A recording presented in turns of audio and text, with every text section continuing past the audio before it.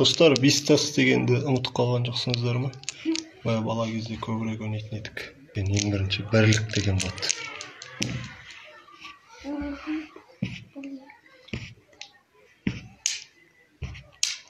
Енді екілік.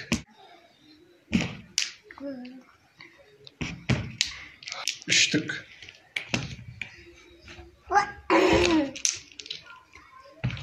Төрттік.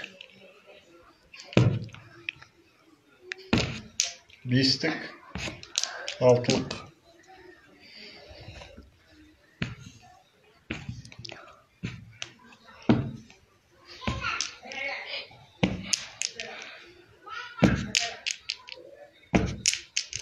Жетілік.